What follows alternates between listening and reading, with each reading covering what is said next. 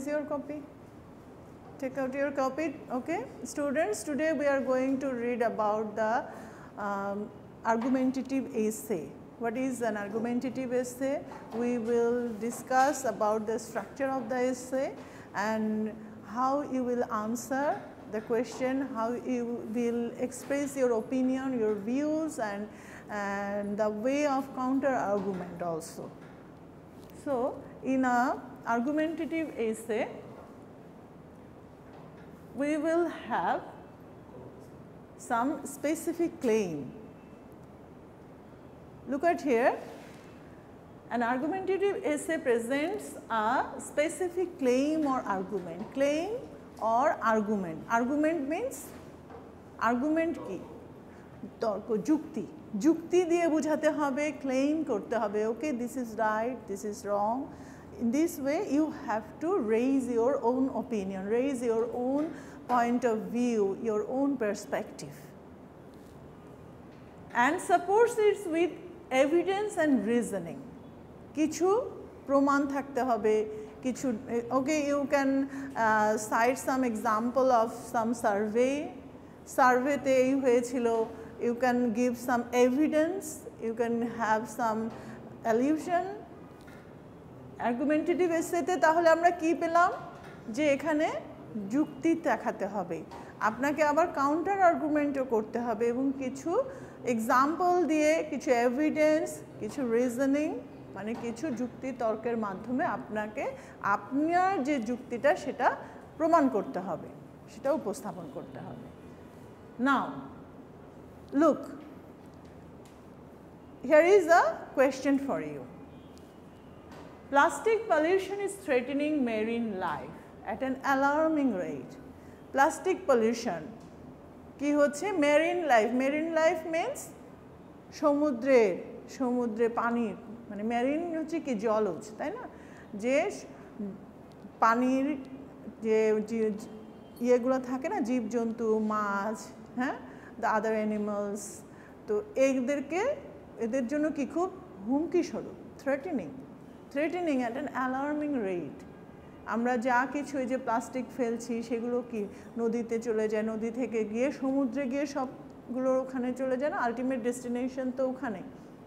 তো ওখানে যাওয়ার পরে কি ওখানে যে জলজ প্রাণী যা আছে তাদের জন্য এটা লাইফ থ্রেটেনিং হয়ে যায়।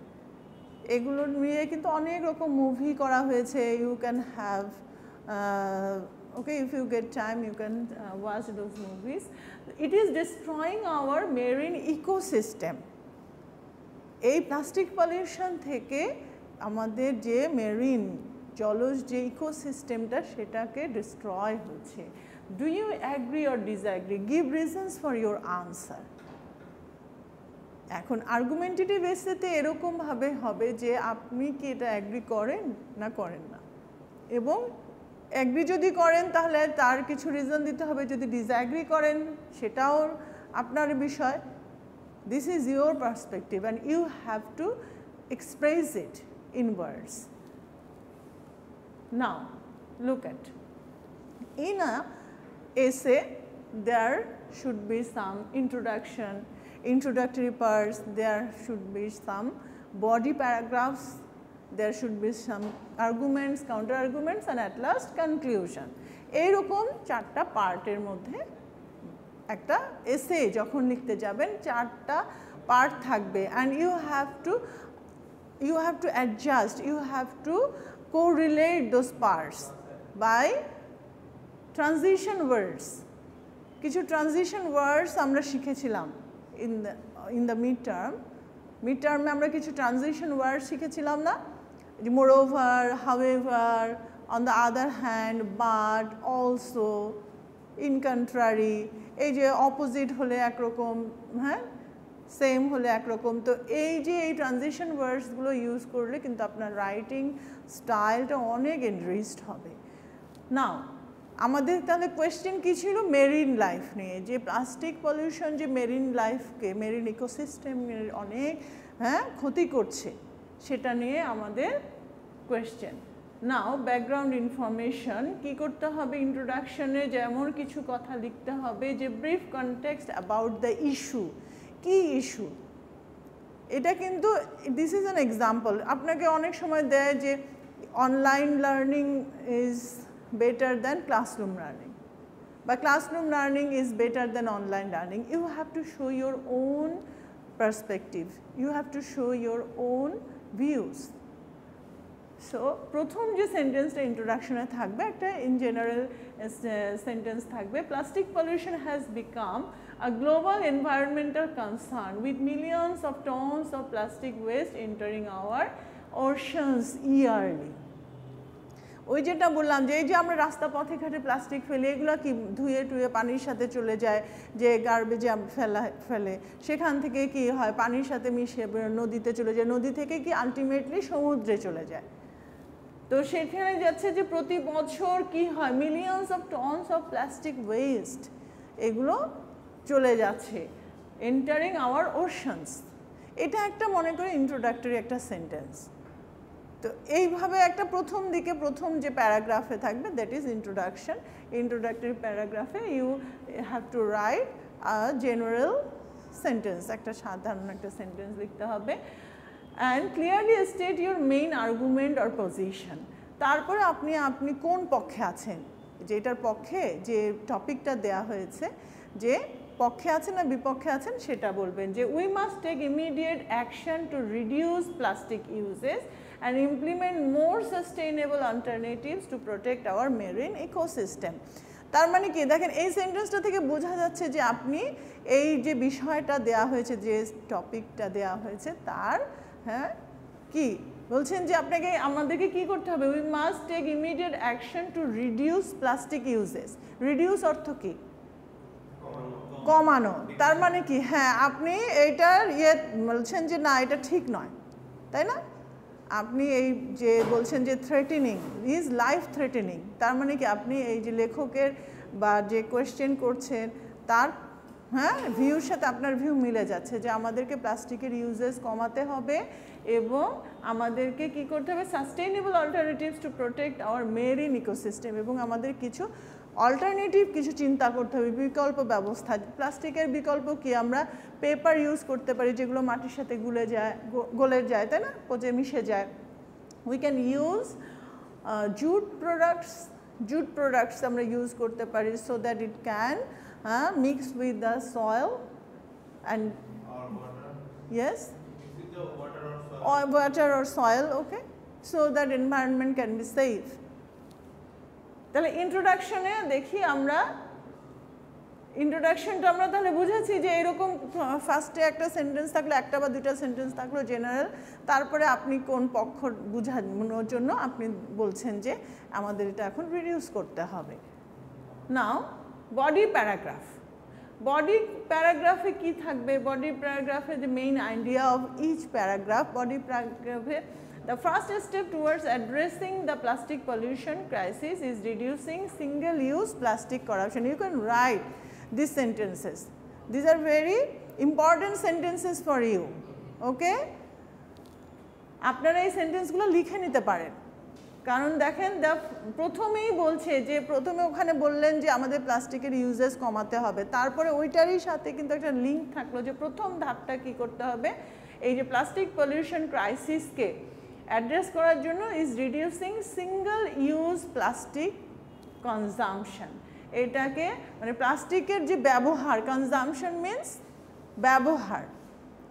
এই যে সেন্টেন্সের অনেকের সময় এমন হয় যে প্রশ্নের অর্থটাই আমরা বুঝি না। এই জন্য আপনাদের ভোকাবুলারি কিন্তু এনরিচ করতে হবে, ভোকাবুলারি জানতে হবে, ওয়ার্ড মিনিংগুলো জানতে হবে, বুঝতে হবে। তারপরে কি হচ্ছে দেখেন, প্রোভাইড এভিডেন্স ফ্যাক্টস। এই যে স্ট্যাটিস্টিক্স যেটা আমি বললাম, সার্ভে হতে পারে, কোনো প্রমাণ দিতে পারেন, কোনো এক্সাম্পল দিতে পারেন টু সাপোর্ট ইয়োর আর্গুমেন্ট। আপনি যে বলছেন যে না প্লাস্টিক খুব ক্ষতিকর, তো এটাকে সাপোর্ট করতে গেলে তো আপনাদের কিছু আর্গুমেন্ট দেখাতে হবে। তো এই যে দেখেন এখানে কি বলছে, can you read this out, you last one? Who is there? Bijoyshil. বিজয়শীলের সামনে কে আছেন? দাঁড়ান। Okay, you stand up. Can you read this? Yes, research shows. Yes, come. এখানেই বসেন, সামনেই বসেন। রিসার্চ কি সোর্স করছে, এই যে একটা এভিডেন্স দিলে কি আপনার এটা আরো পাকাপোক্ত হবে। প্লাস্টিক স্ট্রস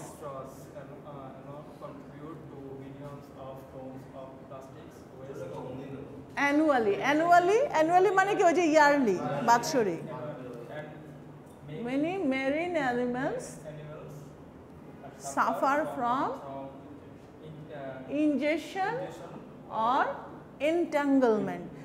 আপনারা যদি এই যে মেরিন নিয়ে তারপরে যে এগুলো নিয়ে যদি মুভি দেখেন, দেখবেন যে অনেক প্লাস্টিক প্রোডাক্ট সব সমুদ্রের তলায় ভেসে ভেসে বেড়াচ্ছে। যখন ওরা যায় তখন ওগুলিতে জড়িয়ে পড়ে, জড়িয়ে এমন অবস্থা হয়ে যায় যে তারা আর সাঁতার কাটতে পারে না, তারা তো ছাড়াতেও পারে না। একটা কিছুদিন আগে একটা দেখেছিলাম যে একটা ওয়েল তিমি মাছ এরকম মধ্যে এমনভাবে জড়িয়ে জাল যে কারগুলো ফেলে, যারা সমুদ্রে মাছ শিকার করে তারা যে জাল ফেলে সেগুলোতে এমনভাবে জড়িয়ে গেছে সে পারছে না। তো 2-3 জন সাহসী যারা সুইমার বা যারা এরকম তারা কি একদম ওই ওয়েলের কাছে গিয়ে ওগুলোকে কেটে দিতে হয়েছে। হ্যাঁ, ওয়েল তো কিন্তু অনেক মানে মানুষের মতো অনেক ফিলিংস আছে, মানে বুঝে।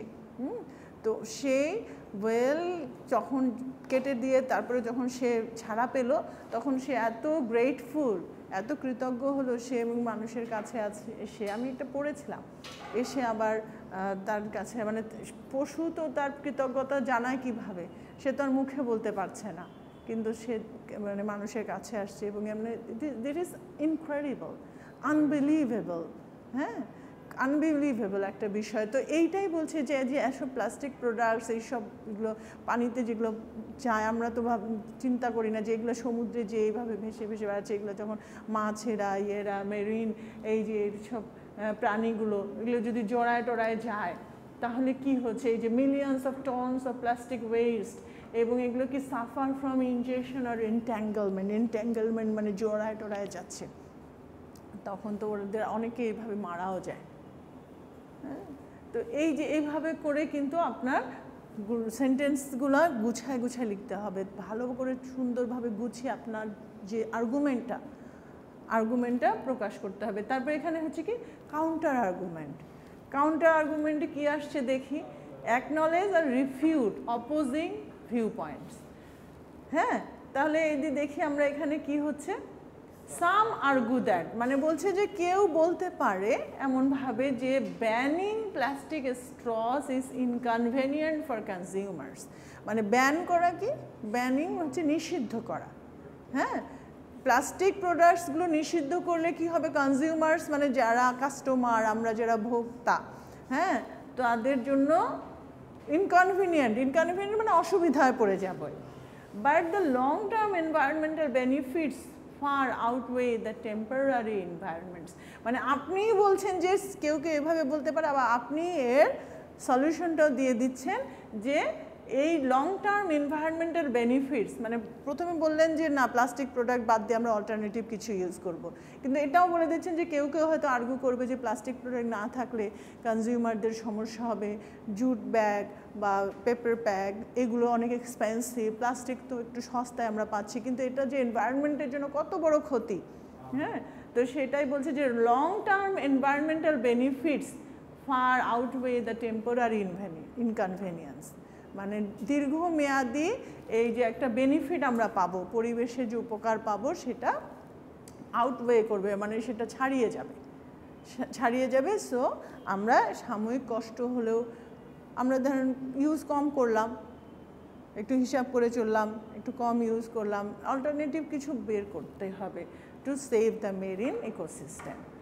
তারপরে দেখেন যে ট্রানজিশন ওয়ার্ডসগুলো বলছে, transition words connect each paragraph to the next, মানে প্যারাগ্রাফগুলোর মধ্যে কানেকশান থাকতে হবে, একটা প্যারাগ্রাফের সাথে আরেকটা প্যারাগ্রাফের কানেকশান থাকতে হবে।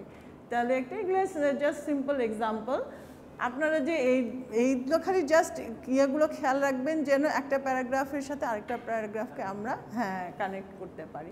তারপরে দেখেন কাউন্টার আর্গুমেন্ট প্যারাগ্রাফ, কাউন্টার আর্গুমেন্টের যে হচ্ছে যে কি এই যে ওই বিষয়টাই বলছে যে opposing views recognize alternative perspectives, বলছে কি why some Many may argue that individual actions cannot significantly impact global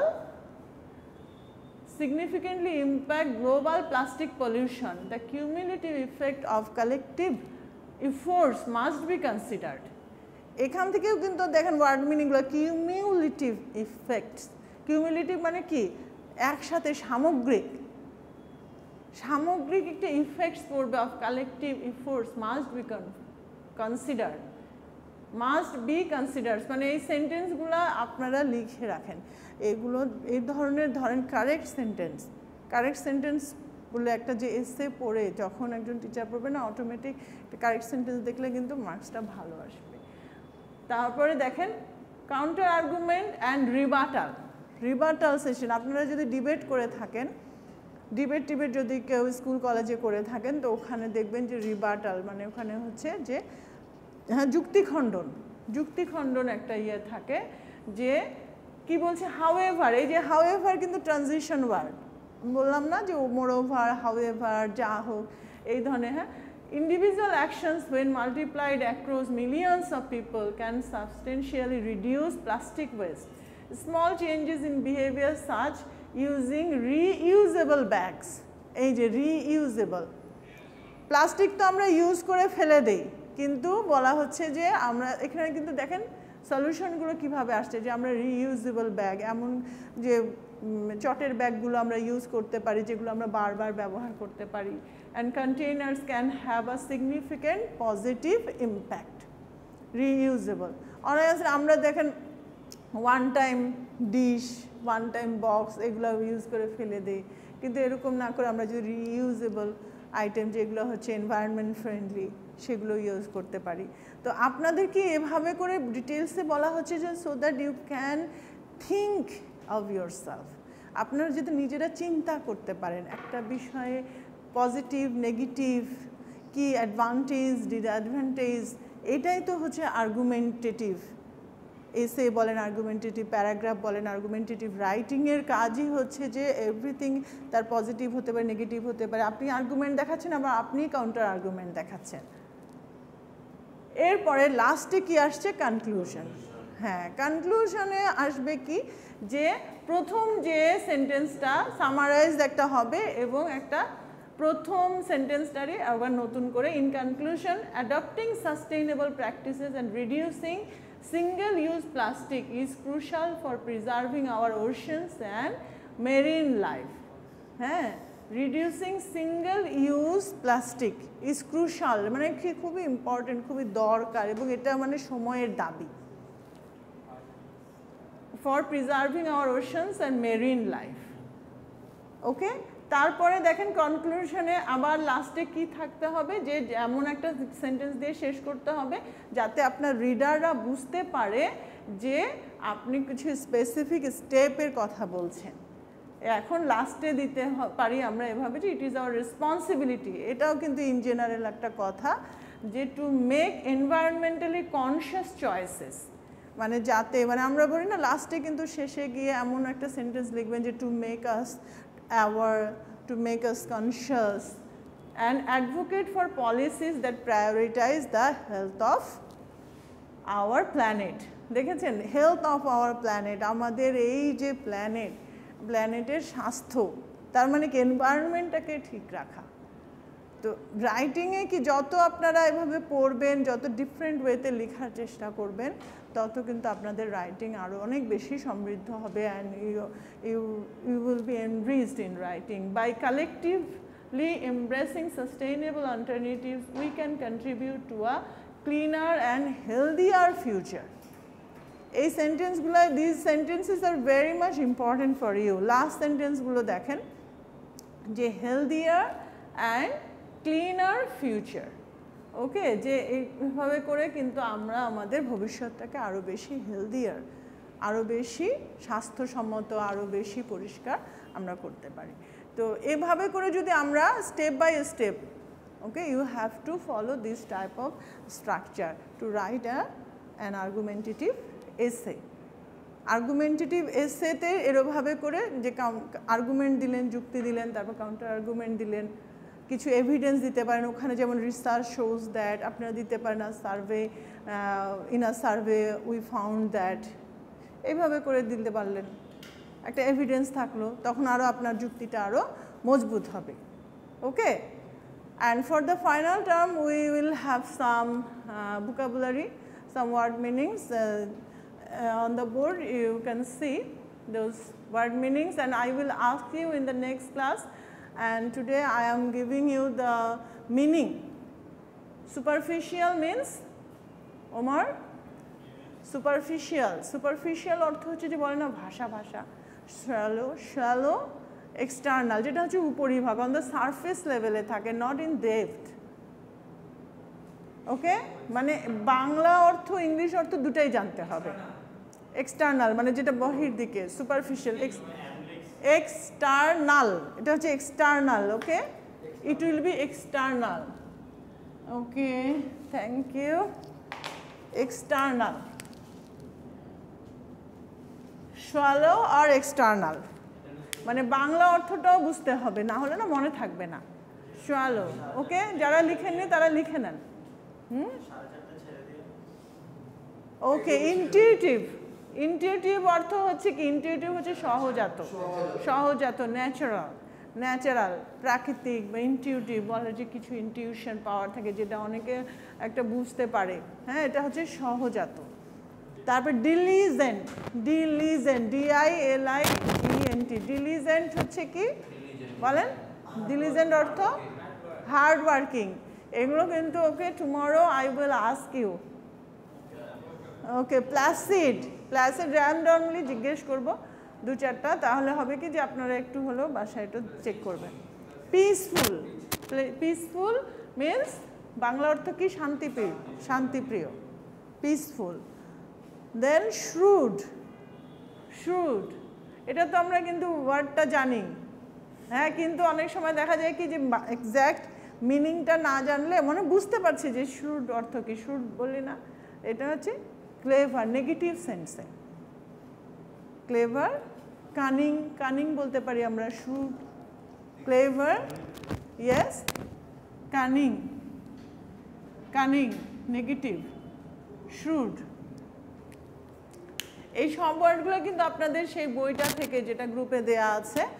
supportive, supportive, what is the meaning of supportive?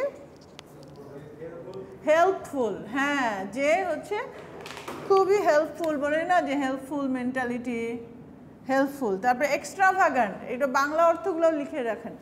এক্সট্রাভাগান্ট হচ্ছে কি, হ্যাঁ, ওয়েস্টফুল, প্রডিগাল, যে অমিতব্যয়ী, খরচ করে বেশি, অপচয় করে বেশি, হ্যাঁ, প্রডিগাল। অ্যালট্রুইস্টিক, এইটা হচ্ছে একদম মনে হয় আননোন ওয়ার্ডস, তাই না? অ্যালট্রুইস্টিক, কিন্তু কিছু কিছু ওয়ার্ড তো আপনারা জানতেন, সাপোর্টিভ, শ্রুড, হ্যাঁ।